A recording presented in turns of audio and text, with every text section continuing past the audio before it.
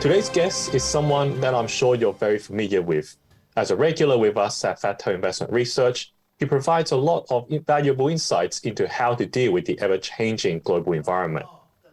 Growing up at the tail end of the Great Depression and World War II, he knows what it is like to go through hard times that many of us would not be able to imagine.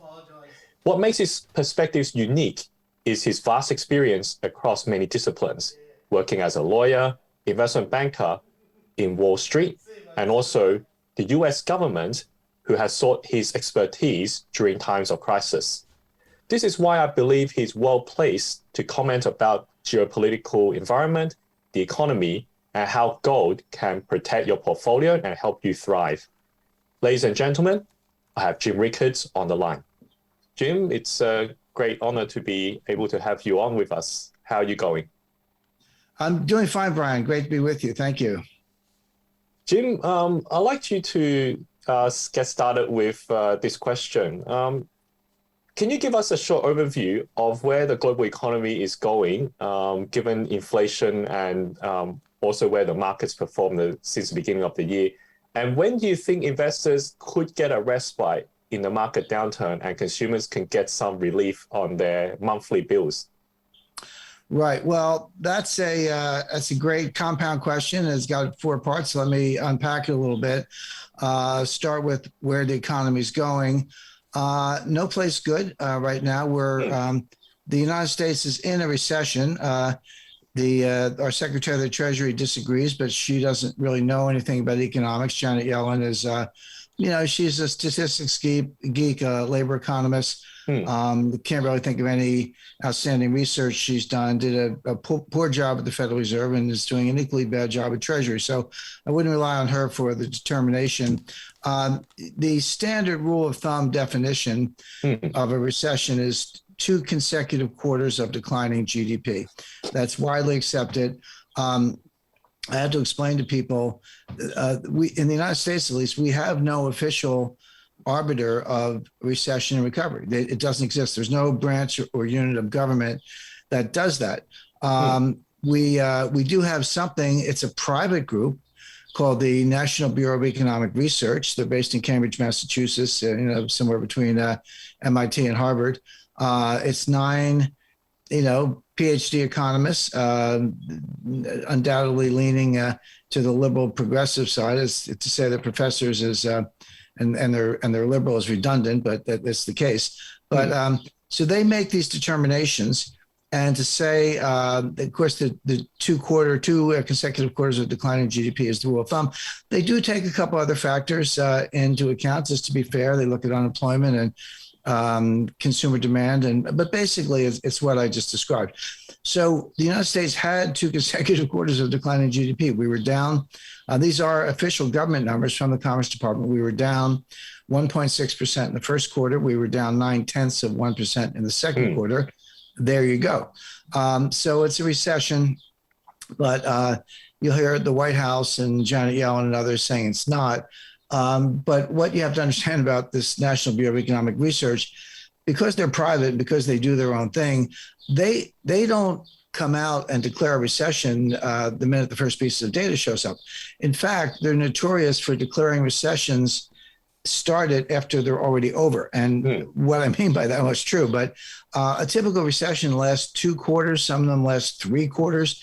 It's very unusual to have a recession these days since the Great Depression that goes on for a full year.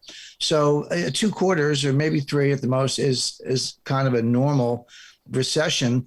Well, they often wait 9 months, sometimes a year, before deciding that a recession started, which means it's probably over before they told you it started.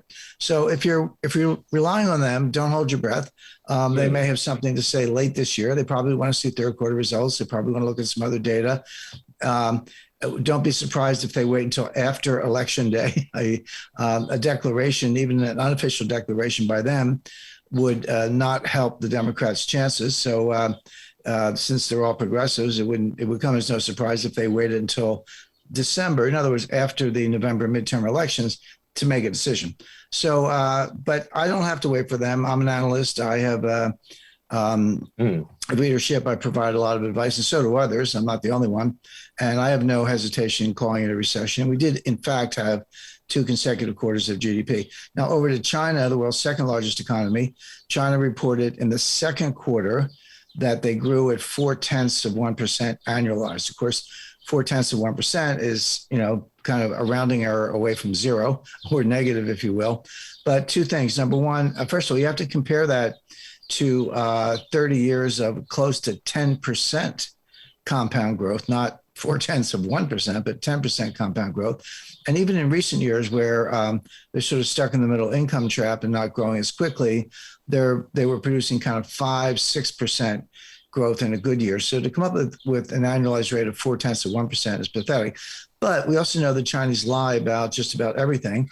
And so they are, it's almost certainly the case that they are in a recession also. If they're willing to admit 0.4%, which is pathetically low, you can bet that the reality is negative. And there are other private surveys and other more reliable sources that do say that. So China, it looks like they're in a recession as well.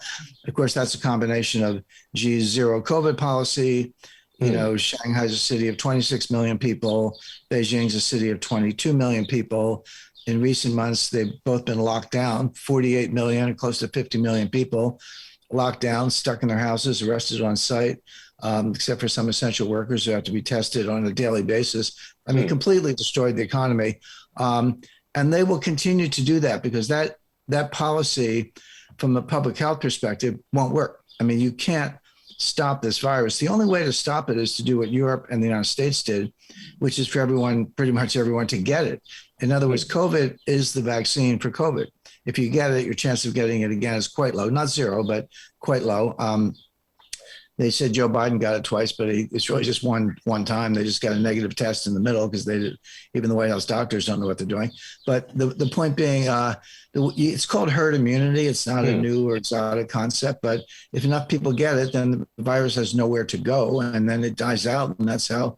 There was no vaccine for the Spanish flu. It killed 100 million people or more around the world, but eventually it mutates and people get antibodies and get resistance, and it fades. And is no longer a danger. China will never get there as long as they keep this lockdown policy. I mean, the way to get it is just kind of let it rip. I mean, take care of older people, get the older people the vaccine, use therapeutics. I'm not saying do nothing, but do it in a very targeted way at the most vulnerable groups. Children aren't vulnerable, young adults aren't vulnerable, and lockdowns don't work. There's very good evidence for that. D.A. Henderson, winner of the Presidential Medal of Freedom, wrote a paper in 2006 and said lockdowns don't work. That was at the time of the swine flu, but none of this is news. But we seem to have incompetent public health officials and a lot of politicization going on. So China is a mess, and not just that. There's a historic decoupling going on between the Chinese economy and the U.S. economy. It follows that if the U.S. if China is the factory of the world and the U.S. isn't buying anything from the factory, well, the factory of the world is going to be in recession also.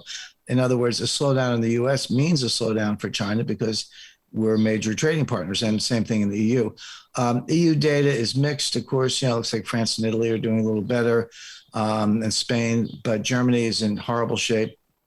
You take the EU as a whole, they're close to a recession, not quite there. Germany, again, probably in a recession. So Japan, I just got back from Japan. It's nice to be able to travel again. I haven't been there in 3 years, but they're in a recession as well. They're ninth recession since 1989. So that's kind of tells you all you need to know about Japan. But my point is, we're in a coordinated global recession. Global recessions are rare. It's not rare to have it, maybe in the EU, maybe in China, maybe in the US, Japan, et cetera. But for all major economic blocs, the 4 largest economies in the world, US, China, Japan, and Germany, to all be at or near recession is a disaster. It's going to get worse. Because the monetary authorities are tightening to lean into the inflation. So we have, and of course, it used to be conventional theory, Phillips curve and so forth, that you couldn't have inflation and recession at the same time. You could have inflation and high nominal growth, or you could have a recession and no inflation, but somehow you couldn't have no growth or a recession and inflation. But we did in the late 1970s. It was called stagflation, and we have it again, except it's different. I wouldn't overdo the comparison to the 1970s. We have unique problems, mainly because our inflation is coming from the supply side, not the demand side. So global recession underway, will get worse before it gets better. An environment where inflation is not yet under control and interest rates are going up. So pretty bad scenario all around.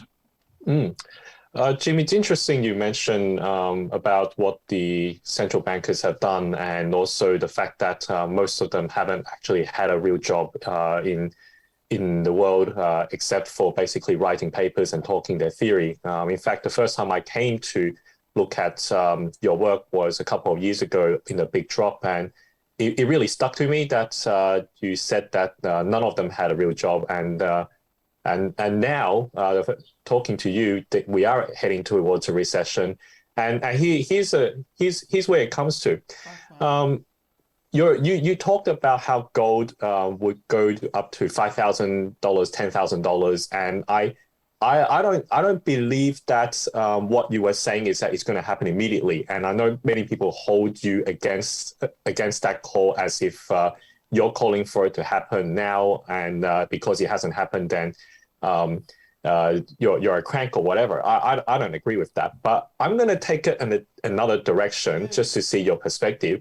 Do you think that we need to see gold going to sub $1,500 an ounce first because of the central banks raising interest rates and the fact that there's a recession, or can we actually avoid having to go backwards before it actually rallies? No, I think the bottom's already in. I think it was in last week. Gold hit $1,700 per ounce. That was the closing price on COMEX. It was a little bit lower intraday. I think it might have ticked down to 1689 or so on an intraday basis.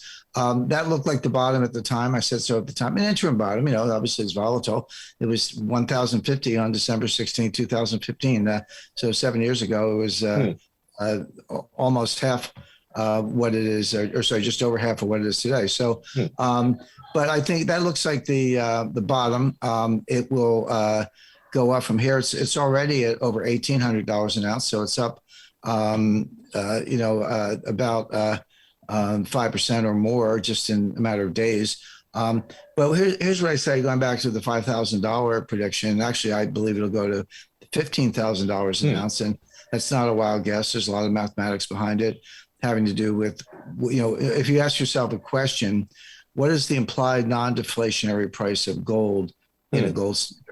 That's a serious question. And you have to fill in some variables. You say, well, okay, how much gold do I have? What's my money supply? What percentage gold backing do I think I need to have a successful gold standard? And then just divide one by the other and you come out with a price. That number is over $15,000 an ounce. The reason I say over, it's a moving target because they keep printing more money. The more the amount, at least for the United States, the amount of gold we have is fixed. It doesn't have to be, but it is. And the money printing keeps going up. So the number is a moving target, but $15,000 is a good approximation. So yeah, on an intermediate term basis, if you want to say $5,000, but I remind people, if it's at 1,700 today or 1,800 today, and it's on its way to 5,000, it's got to get to 3,000 first. In other words, are you really complaining if it goes to 3,000? I expect it'll go to 5, but it's got to get to 2 before it gets to 3, and it's got to get to 3 before it gets to 5. So if you don't want to wait around till it goes higher, there are substantial gains to be had at those levels. So Jim, with the gold price like at where it is, we've also dealing with the global food shortage and how the global recovery is going to take many years to come back because the supply chain's damaged. Now, what I'm trying to get at is, from the mainstream media, that's basically now completely changed tack, and they used to tell us everything's fine.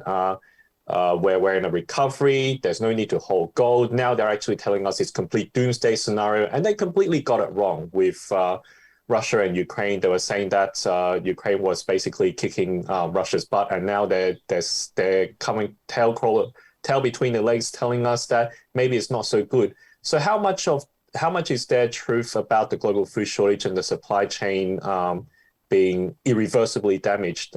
Is it that bad from your perspective? Well, the supply chain has very serious problems, and there is a very serious global food shortage, getting worse, possibly leading to mass starvation by the fall.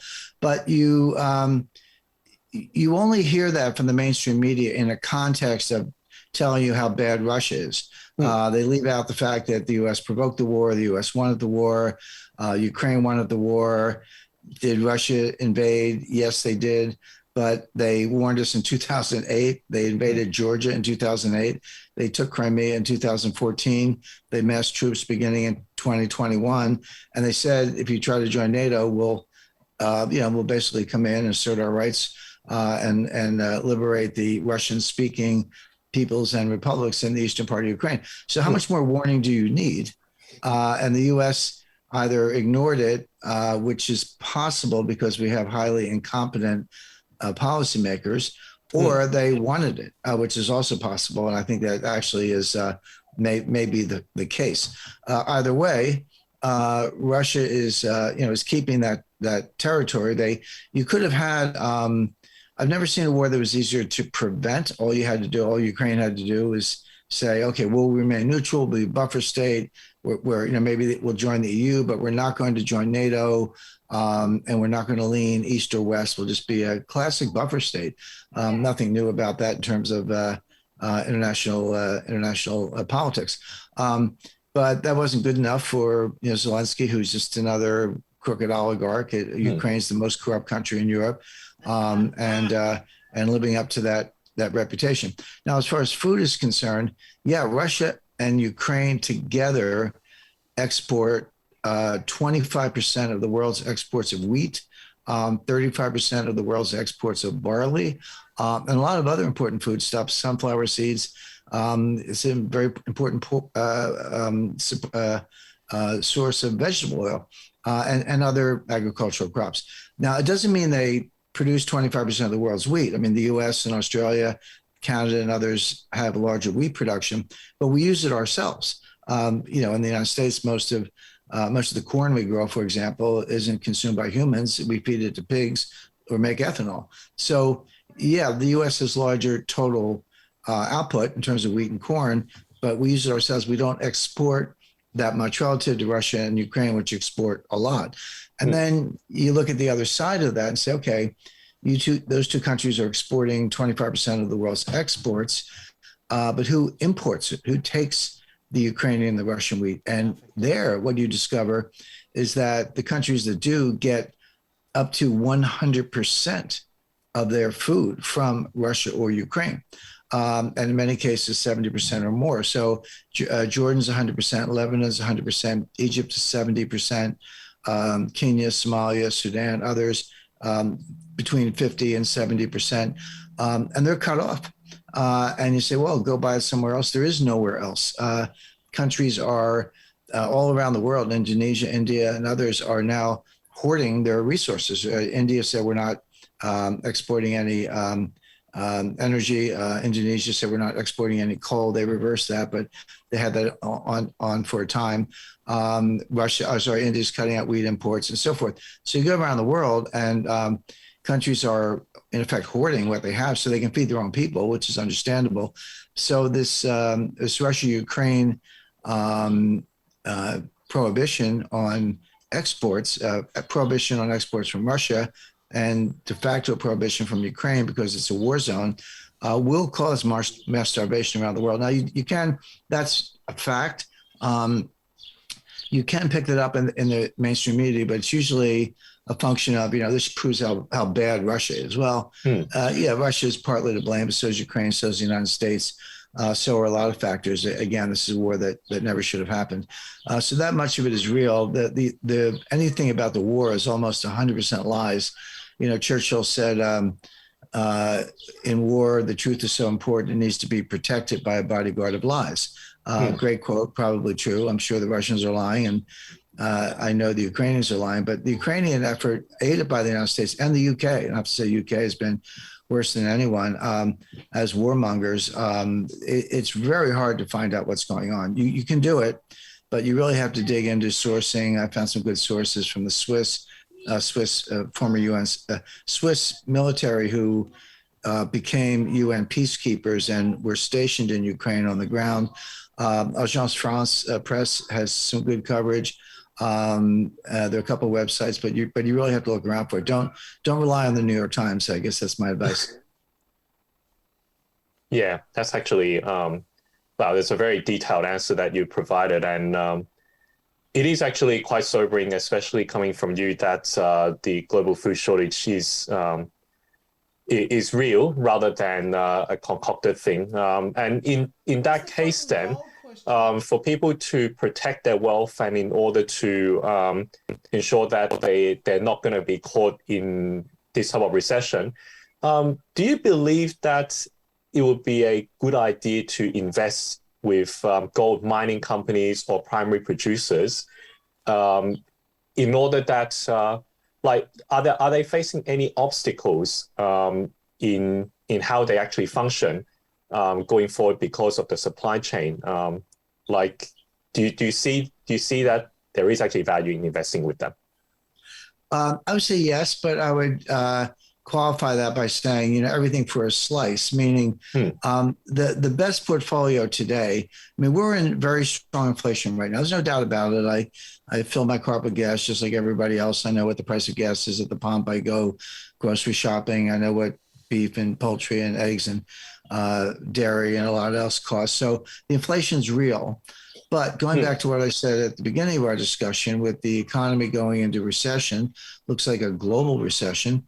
And then from that, you get business failures, unemployment, et cetera, unemployment going up, and then higher interest rates means higher mortgage rates, fewer housing starts, et cetera.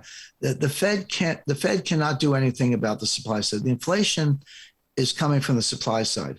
It can come from supply or demand. The supply side means energy, food, transportation costs, and a lot else besides, and then also taking into account the breakdown of the supply chain, which we mentioned earlier.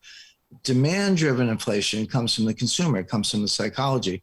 Do people feel the prices are going up? And if they do they start to change their behavior and pull demand forward? That's why they call it demand pull inflation, and say, I was thinking about buying a refrigerator. I better go buy it today because the price is going to go up if I wait another month, et cetera.